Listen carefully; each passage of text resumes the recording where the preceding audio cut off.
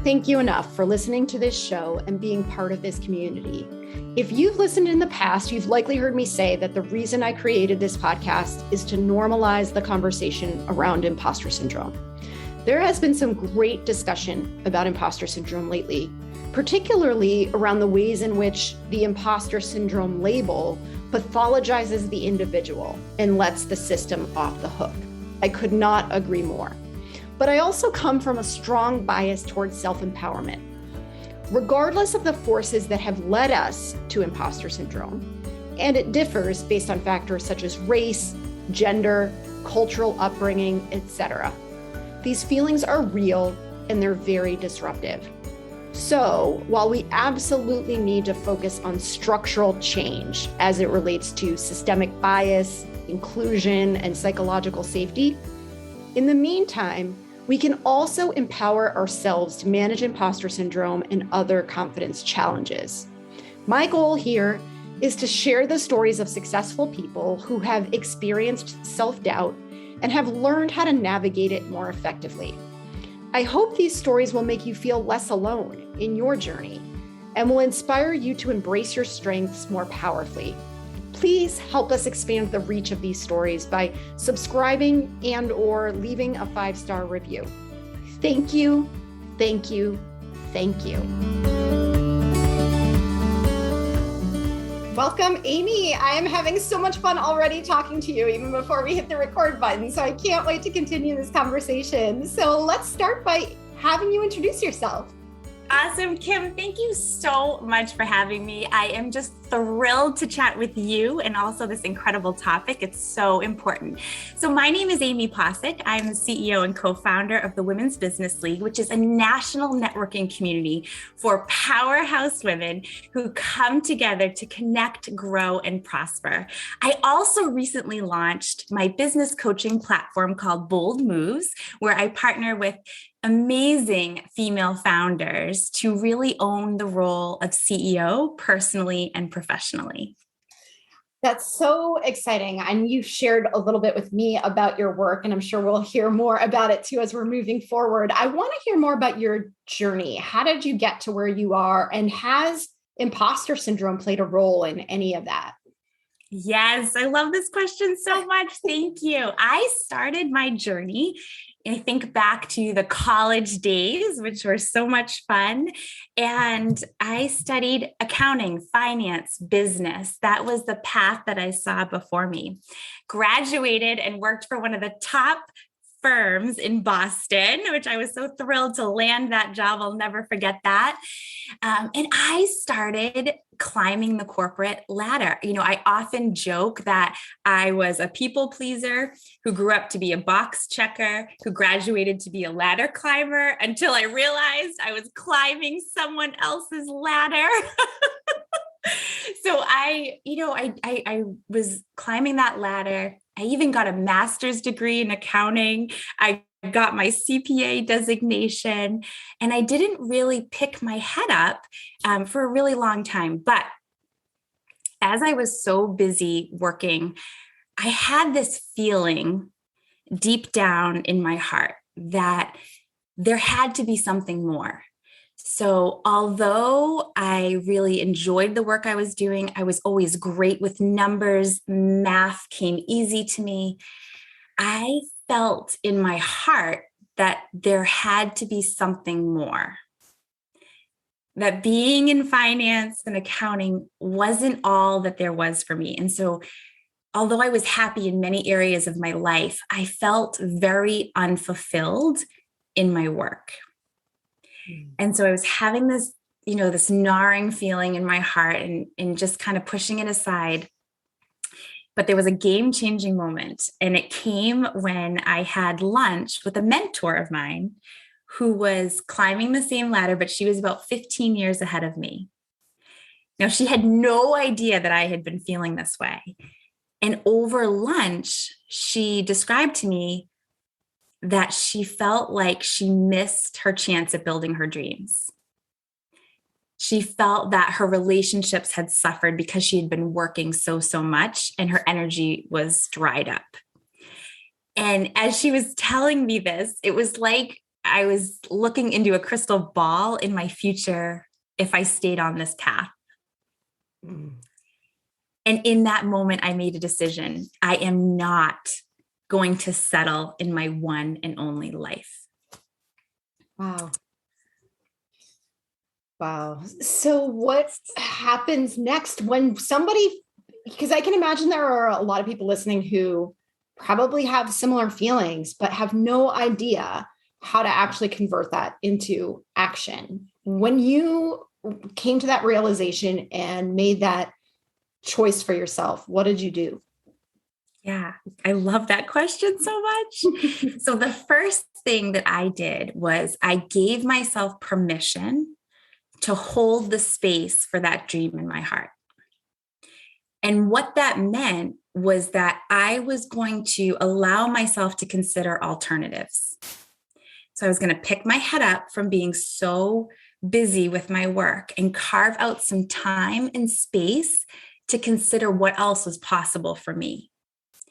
And so what I started to do was think about what were my interests? What did I see people doing that I thought was really exciting? What were my skills? And as life would have it, it's always throwing us curveballs. I became pregnant with my first son. So that completely turned my world upside down in the most happiest way ever. I had always wanted to be a mom. And so I was very fortunate. I was able to take a year off and completely relish in this time in my life that I'd waited for so long and be a mom. But I knew that when it was time to go back to work, I wasn't going to go back into accounting. I wasn't going to go back into finance. And so I wish I could say that I had it all figured out, but it was far from it. The only inkling that I knew was that I was interested in real estate and I was good at numbers. So I put those together and I became a mortgage broker overnight. Wow. And it was the first time in my life when I had to go out and actually get clients. So I started networking with anybody who had a pulse and a business card. I went to every networking event you can imagine. But what that did was it really forced me out of my comfort zone. It got me out meeting other entrepreneurs, hearing other stories, seeing what else was possible for me. And in the end, that's what really nudged me onto my entrepreneurial journey, because I realized there was a real need for a networking community for women. And I think there's so much power to what you're saying too, because I think many of us have had that experience of feeling like there must be something more than this, right?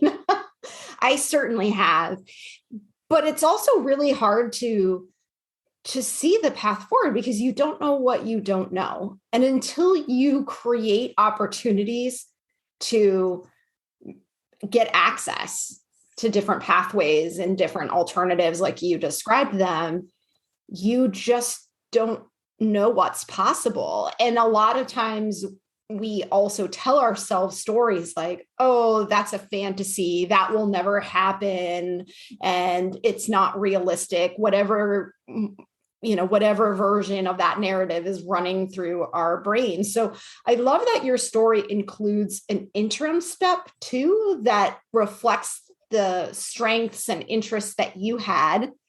And then by virtue of the activity that surrounded that, you were able to get to an even better place.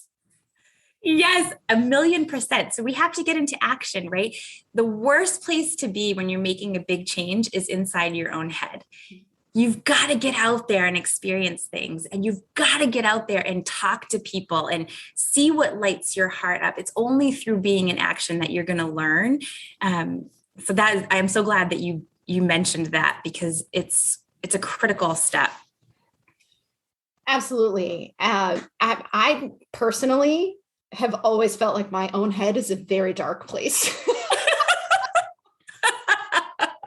It's a dangerous place if I stay there for too long. So I have always been somebody who's been very action oriented because I have a lot of anxiety. I know that about myself. And I know that if I sit and think for too long, that my imagination is always so much worse than reality. So I would rather do something. I'd rather take some action and test out what might be possible than to sit there and just replay my thoughts over and over again. Yeah, I love what you said about the stories running in our head. So I had this story running in my head. So at that point, at the high point of my career, I had, a 6-figure salary. I was a CPA. I had my master's degree.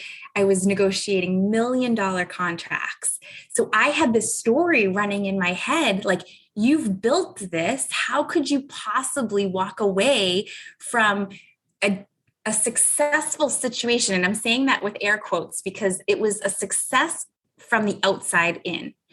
It was a success by the world's standards, but by my own standards, it was falling very, very short.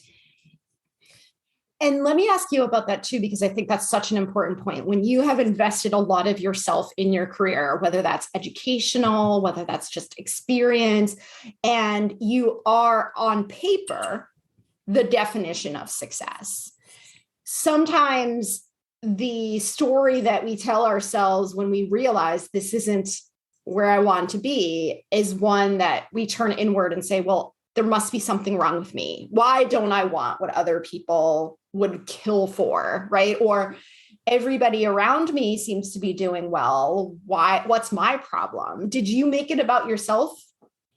I love that so much. I'm so glad you brought this up because I think it's so important to take a stand for yourself. For me, it was this decision that I am going to build my dreams. My dreams deserve to be built. Your dreams deserve to be built. If you don't take a stand for yourself, nobody else can, right? I think in the beginning, when you're making a major life shift, you have to be your own cheerleader first before anybody else is going to cheer for you.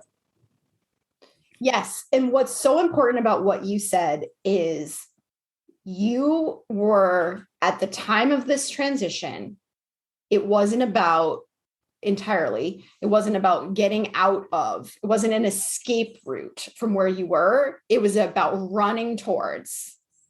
Oh, I love that. So that creates less space to be focused on the negative side of what's not working, any sort of doubt or, I don't know, negative feelings that you might have about that situation because your excitement and energy was focused on the future. Yes. And I want to be clear about something too. I built my business, my dream alongside the work that I was doing. So I want to be really honest and open about that. I kept a couple of anchor clients that were paying my bills while I was building my dream. What that does is it takes the financial burden off of the creativity, right? So it allowed me to continue to feel unburdened by that financial necessity in the beginning. So I built my dreams alongside of what I was doing previously. I think that's a really important distinction because often people will say, well, your paycheck must not have mattered. No, my paycheck did matter, but I'm a big fan of building alongside. That's a great point too, because I do think that it might feel to some people like, yeah, well, that would never be possible for me, right? And there is a pragmatic element to this. We have to pay attention to the financial side of our lives, and it may not feel feasible to just run off and build your dreams, right? So the fact that you're talking about this as being a plan that accounted for that is really important. Yes, absolutely. But there's always a way. So once you make a decision that you're going to hold your life and yourself to a higher standard, the way to do that will always appear, because what happens is you shift your focus, and what we focus on, we create more of. And so if you are focused on building your dreams, you're going to see opportunities, resources, people are going to come into your life, and you just keep taking that right next step. So for people who are not clear on what the dream is, because I think this is part of where we get stuck too, is we know we want more, but we have no idea what that looks like or what kind of a conversation to have. And one of the things I hear a lot from the women that I talk to is, I don't want to talk to other people until I have a clearer sense of the story. But it becomes this vicious cycle because I can't get the story until I talk to other people, and I won't talk to other people until I have the story. And so I'm curious, what kinds of questions did you ask, or what kinds of conversations were you having early on? Yes, I love this so much. When you think back over your life, I started to consider, what projects did I love working on? What type of interactions did I love? What was I interested in? If I had to spend my life, my working life, 40 hours a week doing something and money wasn't an issue, what would I do? Right? What are my skills? What lights my heart on fire? What am I interested in? And then I started just having really honest conversations with people. Hey, I'm considering a career change. I'm looking at doing something differently. Would you mind sharing with me what your day-to-day looks like? And people want to help. Chances are they've been in a similar situation before and somebody helped them. And the truth is, people love to talk about themselves. That's what I'm saying. It's so true. Yeah. And I feel special. People want to feel important. Yeah. And you bring up such a great point too. I think when we're trying something new, we want to feel confident. But the truth is, confidence is the result. It's not the requirement. The requirement is courage. What you need to start and build something new is courage. And courage comes from the heart. Courage comes from the decision that you're going to build your dreams. And the confidence is earned through the experience and the doing. That is such a beautiful way to say that. I always say, confidence follows action, because I wholeheartedly agree with you. You don't wake up one morning and say, okay, I'm ready, right? I'm confident now. I'm going to go after my dream. You take the action first, and then you start to feel confident. I love this idea of result, not requirement, and the courage being the requirement, because absolutely it requires that we do something uncomfortable. And we often have a tendency, at least in my experience, to focus so heavily on what we're going to lose if we walk away from the situation that we're in now. We get tangled up in either the practical aspects, like we talked about, the financial risk, or what is it going to feel like to walk away from something that we spend so much time building. But we don't necessarily pay as much attention to what the potential loss is if we don't follow the dream, right? What is the risk? What is the loss? What is the consequence on our lives if we don't go after something that we know is going to bring us far more fulfillment than where we are today? Oh my gosh, I have goosebumps. This conversation is such fire. I love how you say we get tangled up, because that is exactly the sentiment. That's exactly the feeling. And again, it goes back to what we're focused on, we're going to get more of. I love this idea of, what are you gaining, right? Do you want to look back at your life and think, gosh, I settled? To me, that was soul suffocating. And I didn't want to settle on my one and only life. That's such a great point. And I think that just reminds me on a personal note of, I didn't meet my husband until I was in my early 30s, and we got married shortly after that. But I remember throughout my 20s, people always saying to me, why are you still single? You're too picky, right? This is my life. I want to make sure I'm making the right decision. And so similar in principle, right, is we owe it to ourselves to not settle, to feel, and And I want to go back for a moment to what you talked about before of the transition process of making sure that you're covering your expenses, that it may not be that you skip straight from A to Z. There's steps along the way, but how much scarier is it to stay in a life that is draining you, that you know is not the right fit for you, than to take those leaps of faith to move you towards something greater? Yes, a million times over. Yes, I love that so much. I don't want anybody to live a life that is unfulfilling because I know what that pain is like. I know how much of a toll it takes on your relationships, how much it takes on just your whole life in general. But when you are lit up about the work that you're doing every day, when you feel in alignment that your skills, your talents, your gifts are being used in service to others in a way that is genuine and authentic to you, I am telling you, it is the most incredible feeling. And you show up in the world so differently. Yes. And I think that's a really great point about confidence too, because I was trying to think about the turning point for me. I spent a lot of my life with imposter syndrome and always kind of feeling like this isn't quite right. I don't belong here. Something doesn't feel right. And I feel more confident today than I ever have in my life. And it's because I truly believe in what I'm doing. I truly believe that I have something to offer. I know who I am. I know what I'm doing. And it's kind of funny because I do a lot of speaking. I speak about these kinds of topics. And I had an opportunity to speak to my former company that I worked at for so many years, and which was really the peak of my imposter syndrome. And so many times I would sit in meetings and think, oh my gosh, I have nothing of value to contribute. People are going to figure out I don't know what I'm doing here. And then I come back as an outside speaker.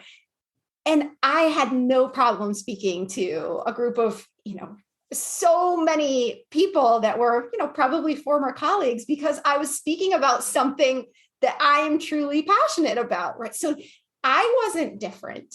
It was still the same. I was the same person in both of those contexts, but the situation was very different.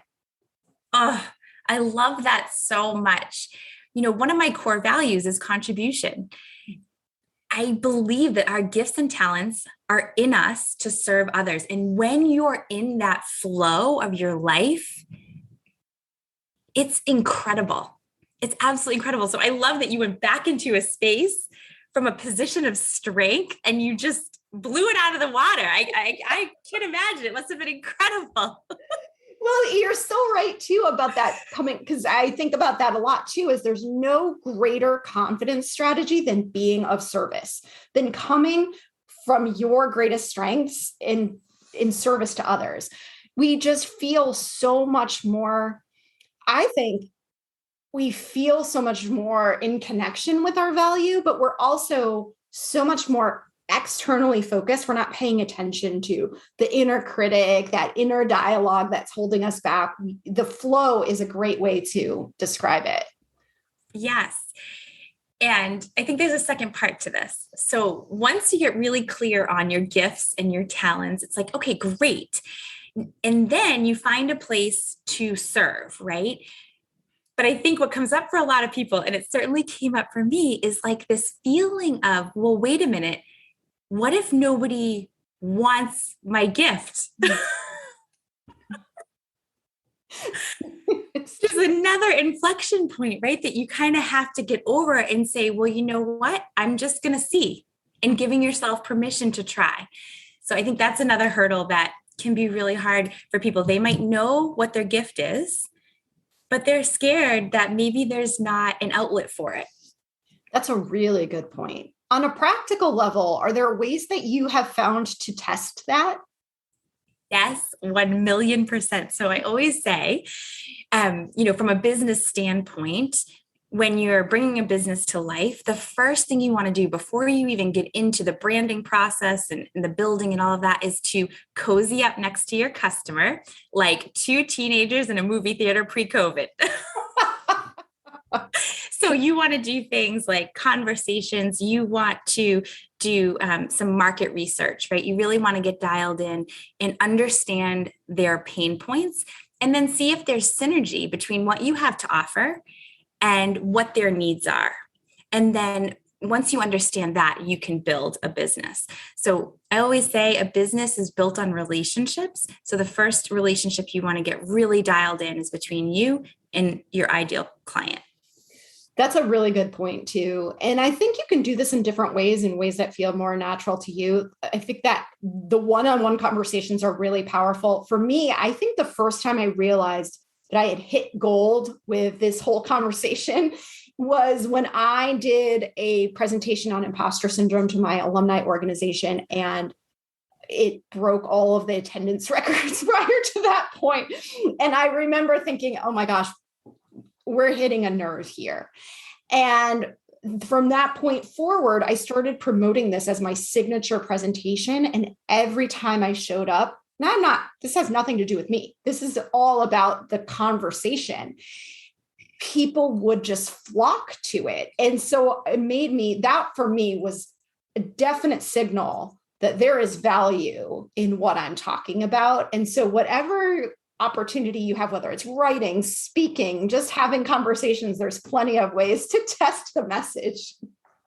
I love that so much, because it speaks to the fact that you had to step out, right? You have to step out first before you can really see whether it is hitting a nerve. Absolutely. Absolutely. And that goes back to the courage, right? Because we're never going to find out if we don't try. Yeah. Last Mother's Day, I had written an article called How to CEO Like a Mother.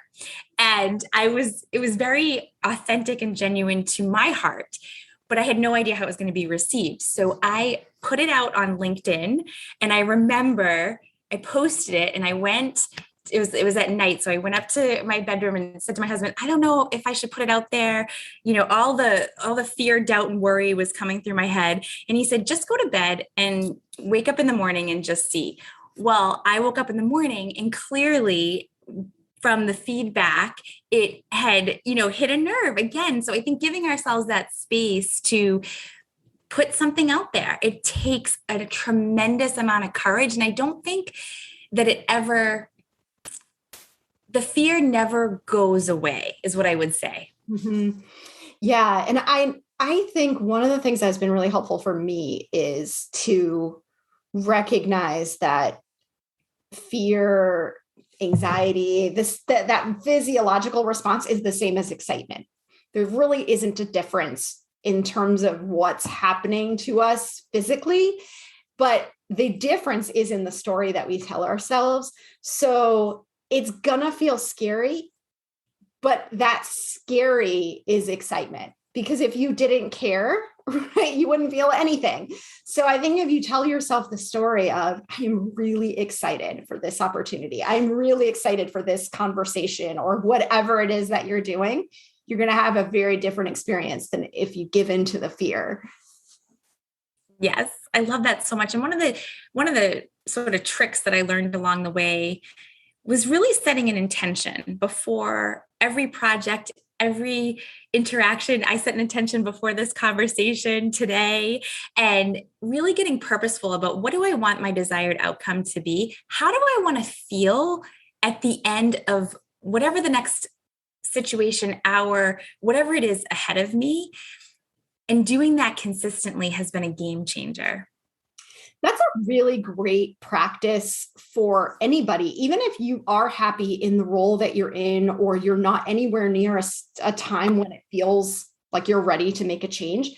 We can do the kinds of things that you and I are talking about in our everyday lives already, just by thinking about the kinds of questions that you just raised. Yeah, absolutely. I think no matter where you are, and for some people, the corporate life is what works for them, and that's fantastic. It's just understanding, what is your purpose? What is the work that you're meant to do? How do you show up in this world the most authentic and genuine version of yourself? in this season, and I say that because I believe as women especially, we have different chapters of our journey and we're always reinventing ourselves. So understanding that each season of your life requires different pieces of you is really powerful. Ooh, that's a really good one too. I like that a lot. And that can help when we're feeling, like things are changing and we're maybe feeling a little bit of an identity crisis. Like, why this used to be something that I really enjoyed. Why do I no longer feel this way? Right? Things are changing. And I think setting the intentions around who you want to be, you can be who you want to be in any situation. Let's even imagine a boring example of going to a meeting at work. Right? It's so easy to just be on autopilot and go through the motions. But if you ask yourself ahead of that meeting, who do I want to be in this meeting? How do I want other people to experience me and the contributions that I'm making? What impact do I want to have? How do I want to be of service? That can make a huge difference in how you show up, how you experience the meeting, and how other people experience you. Oh, this is so good. I love to say your energy is your responsibility. And taking ownership of that and really truly showing up for your life and the experiences every single day, that's a game changer. I did not come up with this. I don't know who said it, but they said, be the thermostat, not the thermometer, right? Set the temperature in the room, don't take it. Ooh, I like that a lot. It's so empowering. That's so much more empowering than the alternative. Yeah. And what I've noticed about setting the intentions and being really purposeful is that it helps you to stay in your power. So having a plan, being intentional, it's not that life isn't going to throw you curveballs, because it always is. But understanding where you're going, what's important to you, it really serves as that North Star and helps you stay in your power no matter what life throws at you. That is such a great way to think about it. And honestly, Amy, I could stay here all day. I know you and I clearly could talk forever. But in the interest of time, I want to ask you, do you have any final thoughts? And also, where can we find more of you? Oh my gosh, I love this so much. Thank you for this conversation. I am so fired up. Just in closing, if you're listening to this and you feel a rumbling in your heart, I want to really honor you and challenge you to give yourself permission to hold space for that dream. You are worth it, and your dreams deserve to be built. I love it. I love it. That's such an inspirational note for us to end on. And if people want to connect with you or find you, where do they go?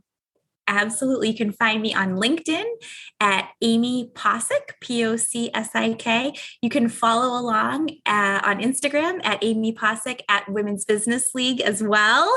We would love to connect with you there. And you can always email me, amy@womensbusinessleague.com. Perfect. So that will be in the show notes as well for anybody who is interested. And thank you again, Amy, for this amazing conversation. Thank you. As we wrap up today, I want to share some additional resources to help you stay connected and continue to build your confidence. Please check the show notes for links to my free weekly discussion group, where we informally chat about common challenges and experiences facing women in the workplace. It's open to women of all backgrounds, functions, levels. It's just a very safe and comfortable place for all of us to come together to support one another. You can also check out our Facebook and Slack communities to connect with, support, and learn from other women on similar journeys. And last but not least, contact me directly to schedule a free 30-minute call to explore your challenges and see if my team can help you more quickly achieve your goals. I am now super excited to share an announcement from my new friend and colleague, Rebecca Heiss, about a powerful program she is launching to support women. Check the show notes for additional information on this program too. Thank you. Welcome to The Leap. This is a welcoming, inclusive network of ongoing development and education for professional women. I'm Dr. Rebecca Heiss, CEO and founder of The Leap. The Leap was created to ensure high potential women have access to a group coaching and professional development model for life. At The Leap, you'll be part of a community of women built on the principle that we are strong as individuals and unstoppable together.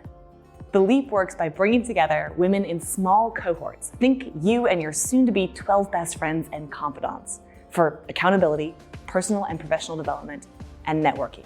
In addition to their cohort, members will have access to the full community of The Leap. Together, we navigate content from leading researchers to help us overcome stress and anxiety, imposter syndrome, fear of rejection, and much more. We hope you'll join us in making the leap yourself.